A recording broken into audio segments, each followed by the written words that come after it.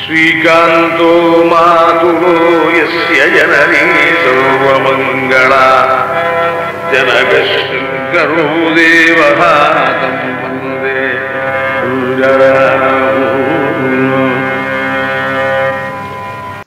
ஸ்ரீ குருப்யோ நமஹ. எல்லோருக்கும் நமஸ்காரம். சுபதினம். இந்த சுபதினம் தொடருடைய 4வது பதிவு இது. முதல் பதிவு மகாபெரிவா மணிமண்டபம், 2வது வயலின் மேதை லால்குடி ஜி ஜெயராமன் அவர்களுடைய வி போட் யூ சார் அந்த படத்திலிருந்து ஒரு கேப்சூல். போன வாரம் மகாபெரிவாவுடைய பூர்வாசிரம தம்பி சிவன் சார் தி ஆத்ம ஞானி அந்த படம். இந்த படத்தை பார்த்துட்டு நிறைய பேர் சிவன் சாரை பத்தி நாங்க முதல்ல இப்ப தெரிஞ்சுக்கிறோம் அப்படின்னு சொன்னாங்க. அந்த படத்துல சொன்ன மாதிரி இந்த மாதிரி குருமார்களை நம்ம தேடி போக வேண்டாம், நமக்கு எப்போது தேவையோ அப்பொழுது அவர்களே நம்மை தேடி வருவார்கள் அந்த படத்துல சொல்லியிருப்போம். சோ இந்த பதிவின் மூலமாக நிச்சயமாக அவர் எங்களை தேடி வந்தார் அப்படின்னு நிறைய பேர் சொல்லியிருக்காங்க. எல்லோருக்கும் நன்றி. இப்போ இன்னைக்கு பார்க்க போற capsule former attorney general of India K Parasaran அவரை பற்றிய நான் பண்ண ஒரு audio visual tribute. K Parasaran bar excellence, excellence at the bar அப்படின்ற படம். இது நான் உங்களுக்கு முன்னாடியே சொல்லியிருக்கேன். நான் இந்த மாதிரி டாக்குமெண்ட்ரிஸ் பண்ண ஆரம்பிச்சதுக்கு பிள்ளையார் சுழி போட்டவர் என்னுடைய அருமை நண்பர் ஆர் கே ராமநாதன். அவருடைய தந்தை இசை மேதை ராமநாதபுரம் கிருஷ்ணன், ராம்நாத் கிருஷ்ணன் அவர்களை பத்தி தான் முதல்ல நான் படம் பண்ணோம். மியூசிஷியன்ன்ற படம். அதுக்கப்புறம் தொடர்ந்து நான் பல படங்கள் பண்ணிருக்கும் போது அவரே ராம்நாத் கிருஷ்ணன் அவர்களுடைய குரு பிருந்தாமா அவர்களை பற்றிய படம் பண்ணோம்னு சொல்றாரு. பிருந்தாமா பத்தியும் படம் பண்ணோம். அவர் தான் இந்த பராசரன் சார் பத்தி நம்ம பண்ணணும்னு சொல்லிட்டு இந்த ஆப்பர்ச்சுனிட்டி எனக்கு கொடுத்தார். இந்த படம் பண்ணும்போது எனக்கு என்ன தோணுச்சுன்னா, நேர்மை, நியாயம், ஒழுக்கம் இதெல்லாம் இருந்தா வாழ்க்கையில முன்னேற முடியாது, ஷார்ட்கட்ல போனாதான் வாழ்க்கையில முன்னேற முடியும் அப்படின்னு நிறைய பேர் நம்ம நினைச்சிட்டு இருக்கோம். மிஸ்கன்செப்ஷன். ஒரு அட்டர்னி ஜெனரல் ஆஃப் இந்தியா அந்த லெவலுக்கு ஒரு சாதாரணமா இருந்தவர் உயர முடியும்னா இதே நேர்மை, உண்மை, ஒழுக்கம் இதெல்லாம் வச்சுட்டே பண்ண முடியும் அப்படின்றதுக்கு எடுத்துக்காட்டு திரு பராசரன் அவர்கள். இந்த படத்துல சொல்லாத ஒரு விஷயம் நான் உங்ககிட்ட சொல்றேன். அதுல இருந்து இந்த படம் பண்ணும்போது அவர் எவ்வளவு நேர்மையானவர் அப்படின்றத நான் புரிஞ்சுட்டேன்னு சொல்றேன். ரியல் லைஃப்ல இத மாதிரி படம் பண்ணணும்னு அது ஷூட்டிங் நடந்தது. அவர் நிறைய சென்னையில அவர் வீட்டுல அவர் எப்பெல்லாம் அவர் டெல்லியில தான் இருக்கார். சென்னைக்கு வரும்போதெல்லாம் அவர் பேசி அந்த ஷூட் பண்ணி நிறைய முடிச்சிட்டோம். எனக்கு என்ன ஆசைன்னா, டெல்லிக்கு போய் அவர் ராஜ்யசபால காங்கிரஸால் நியமிக்கப்பட்ட ராஜ்யசபா மெம்பரா இருந்தார். ஸோ அதனால எனக்கு ராஜ்யசபா அட்லீஸ்ட் ஒரு பார்லிமெண்ட் ஹவுஸ்ல அவர் நடந்து வருது, ராஜ்யசபாக்குள்ள போறது, அந்த ராஜ்பாட்ல அவர் நடக்கிறது இதெல்லாம் எடுக்கணும்னு சொல்லிட்டு அதுக்காக ஒரு கேமரா யூனிட்டோடய நான் டெல்லிக்கு போனேன். அவர் சிச்சி என்ன வச்சு இந்த மாதிரி கிமிக்ஸ்லாம் பண்ணாத, நான் ஃபர்ஸ்ட் ஆஃப் ஆல் பார்லிமெண்ட்டுக்குள்ள நீ கேமராலாம் எடுத்துன்னு போனா செக்யூரிட்டி ப்ராப்ளம் உன்னை அரெஸ்ட் பண்ணி என்னைய 2 பேரும் சேர்த்து அரெஸ்ட் பண்ணி உள்ள வச்சிருவோம், அங்கெல்லாம் போக முடியாது. அண்ட் ராஜ்பாட்லாம் நடந்து போறது அதெல்லாம் அந்த வேலையெல்லாம் நான் பண்ண மாட்டேன் அப்படின்ட்டு. எனக்கு என்னடா நம்ம இவ்வளோ ஒரு யூனிட்டோட டெல்லி போயிருக்கோம், இது பண்ண முடியாம இருக்கே, என்ன பண்றது.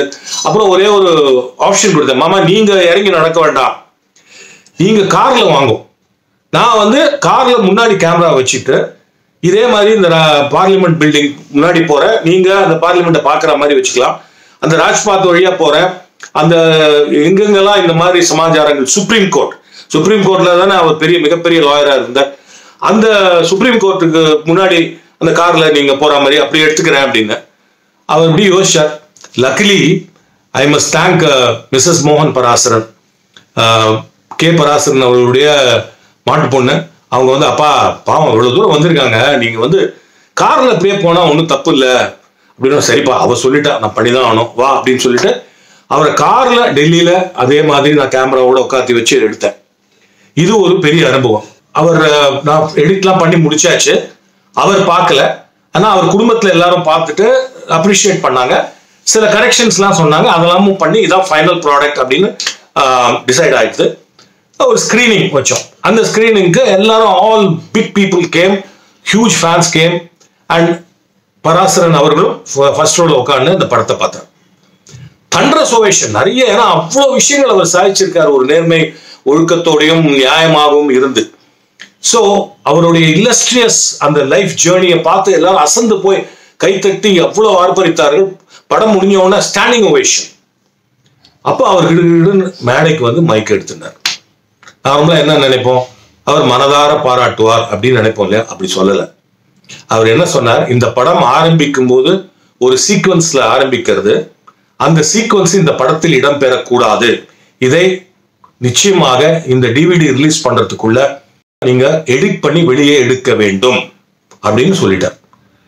சொல்லிட்டு அதுக்கப்புறம் அப்கோர்ஸ் எனக்கு வந்து கிருஷ்ணரை ரொம்ப பிடிக்கும். அதனாலதான் பாலகிருஷ்ணன் அவருடைய பையன் காந்தன், ராம்நாத் கிருஷ்ணன் பையன் ராம்நாதன் சேர்ந்து இந்த மாதிரி ஒரு படம் பண்ணியிருக்காங்க அப்படின்னு சொல்லிட்டு முடிச்சிட்டார். மறுநாள் அவர் வந்து இந்த வேலை முடிஞ்சதுனால அவர் டெல்லிக்கு போறார். ஏர்போர்ட்ல உட்கார்ந்துட்டு இருக்காரு. அங்கேருந்து எனக்கு ஃபோன் பண்றாரு. ஃபோன் பண்ணிட்டு, நேத்தி நான் பேசுனேன், நீ ரொம்ப தப்பா எடுத்துட்டியோ அப்படின்னாரு. இல்ல மாமா, நான் உங்க வியூ நான் வந்து எப்படி நான் அதுக்கு ரெஸ்பெக்ட் தானே கொடுக்கணும், நீங்க சொன்ன மாதிரி அதை எடிட் பண்ணதான் போறேன் அப்படின்னு. உடனே அவர் சொன்னார், நான் யோசிச்சேன், இந்த மாதிரி ஒரு ஸ்டாண்டிங் ஓவேஷன்ல ஒரு படம் முடியும் போது என்ன மாதிரி இருக்கணும், என்ன பண்ணிருக்கணும், மேடையில வந்து உங்களை மனமான பாராட்டி இருக்கணும் இல்லையா? அப்படி பண்ணாம நான் அங்க ஒரு பாயிண்ட மென்ஷன் பண்ணேன் இல்லையா, அது ஏன் அப்படின்னு யோசிச்சேன்.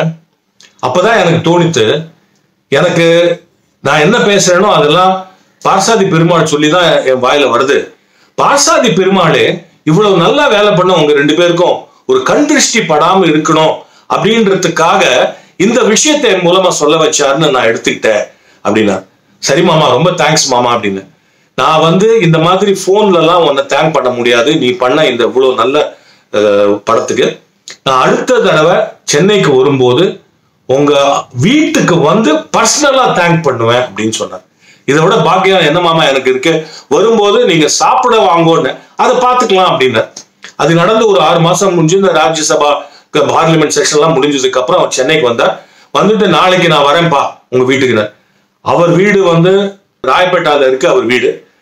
அங்கிருந்து ஆல் த வே பெருங்குடி அவர் வந்து எங்கள் வீட்டில் கொஞ்சம் உணவருந்தி பர்சனலா என்ன ரொம்ப தேங்க் பண்ணிட்டு போனார்.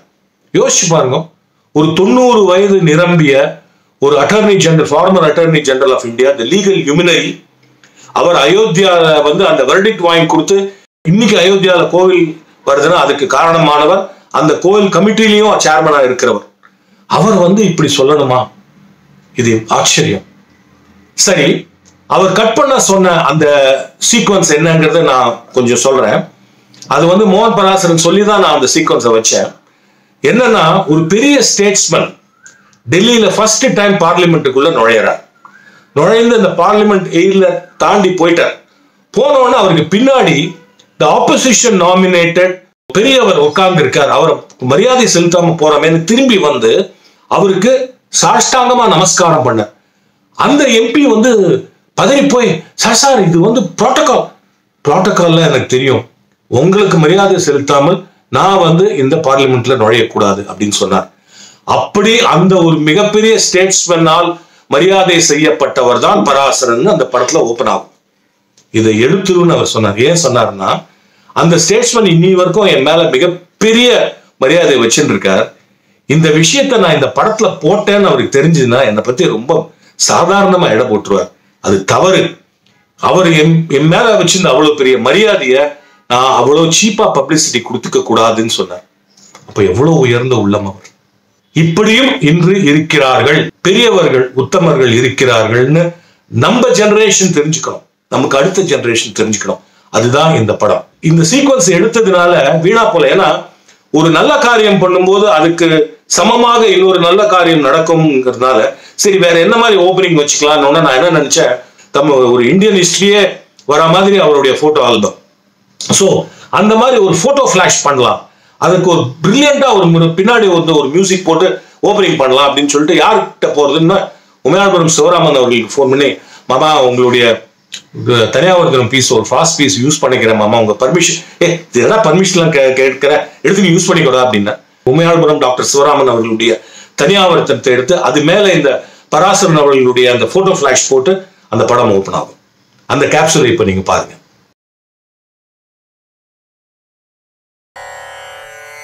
न जातु पीतामृतमूर्छितानां न कौकसां नन्दनवाटिकासु. Even the unique comforts of heaven do not matter to me.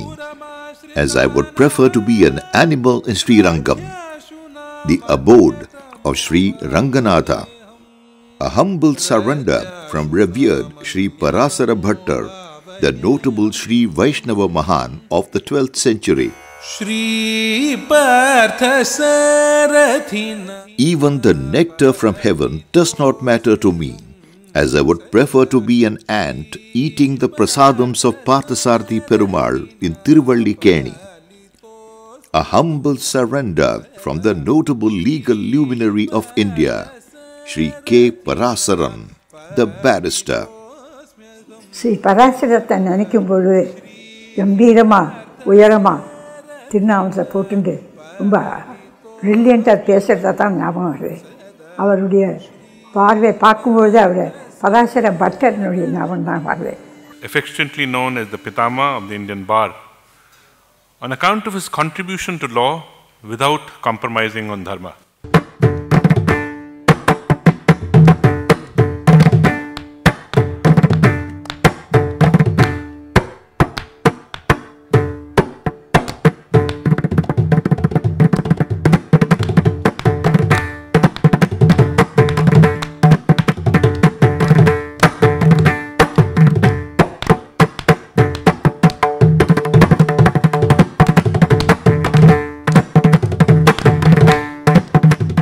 Parasaran, par excellence.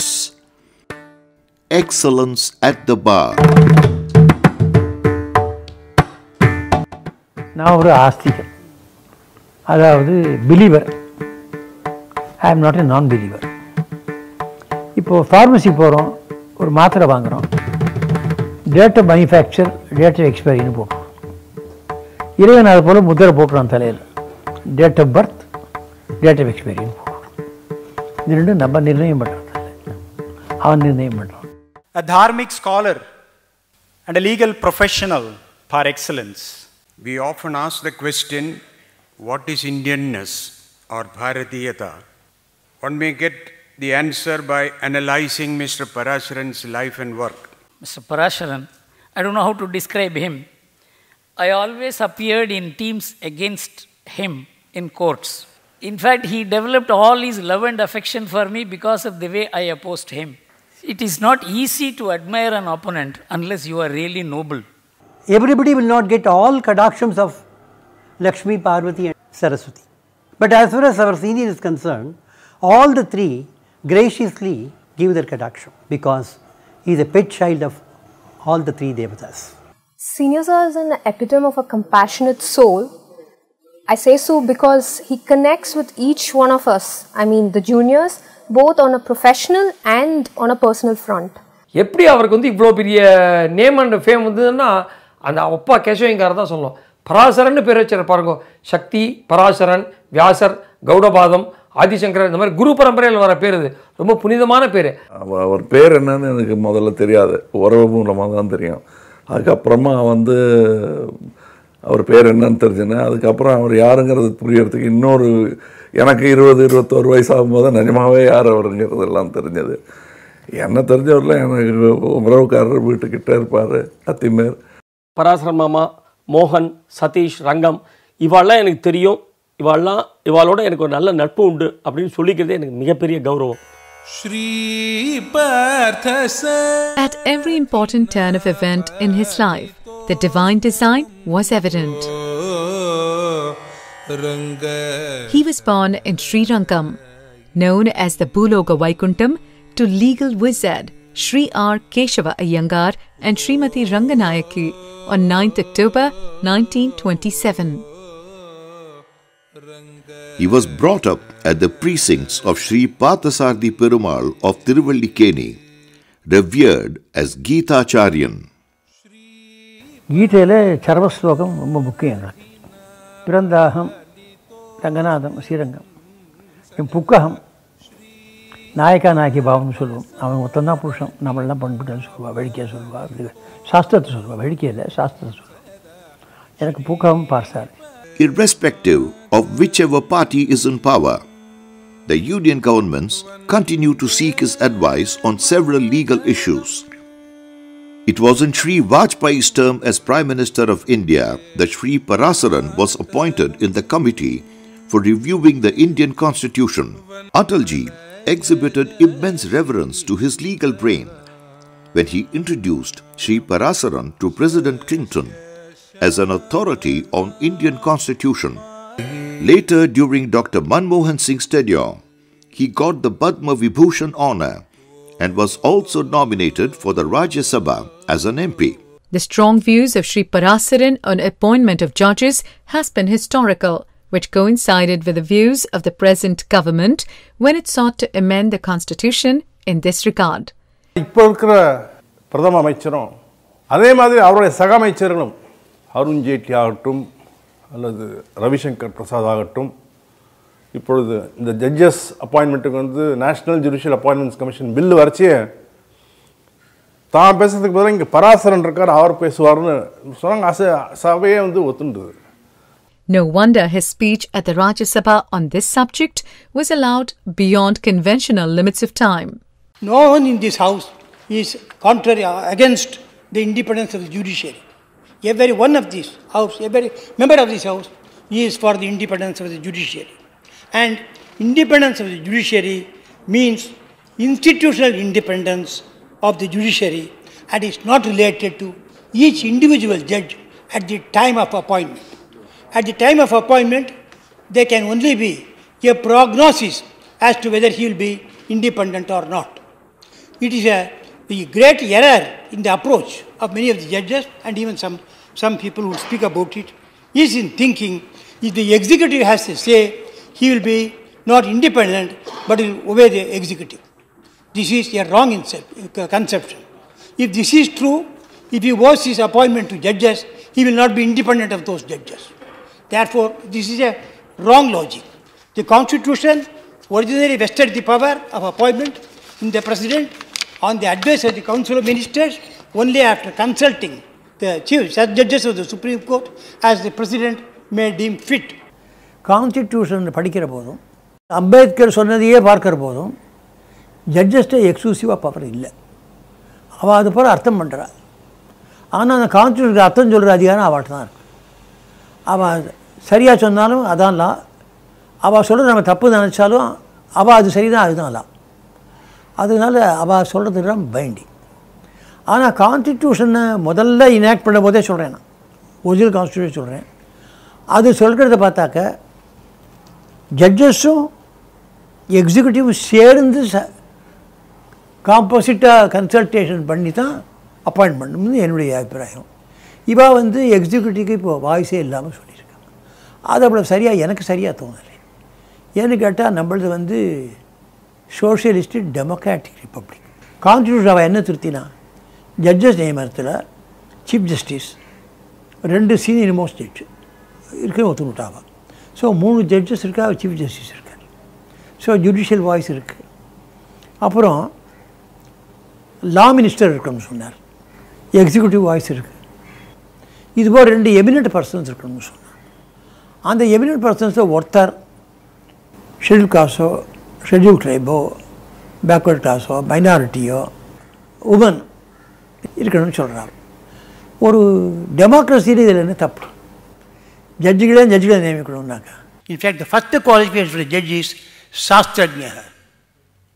That is best qualification, most knowledgeable. Shastrajna does not mean only Shastras. He must know secular values, he must know religious values, he must know spiritual values. A judge should conform to law, but take refuge under dharma. He will always be right.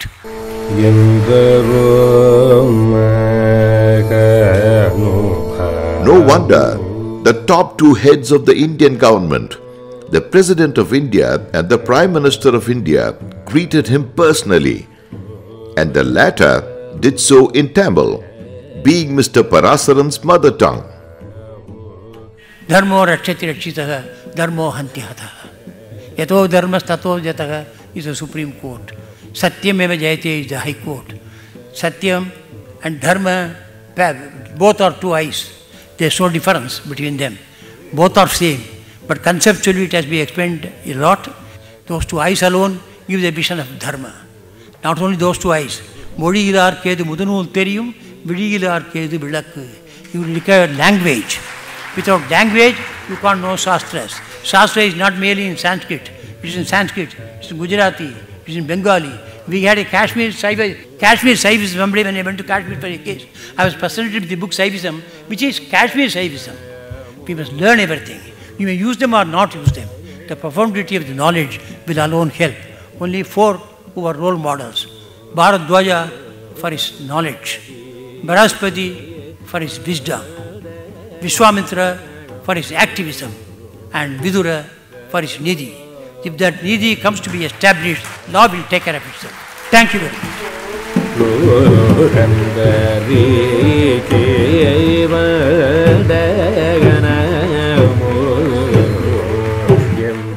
Even at the age of 90, if this legal luminary is still in his mission of shaping the pages of law books, it is because, for Sri Parasaran, excellence is not an exception, but an inborn conviction. Parasaran, bar excellence. Excellence at the bar. இப்போ நீங்க புரிஞ்சிருப்பீங்க அவர் எவ்வளவு பெரிய மகான் என்று. மீண்டும் அடுத்த வாரம் இன்னொரு பதிவோடு சந்திக்கிறேன். நமஸ்காரம். புத்திர்பலம் யசோதைர்யம் நிர்பயத்வமரோகதாம் ராஜ்யம் வக்படுத்பல்ய கருமஸ்மரணாத் பவேத்.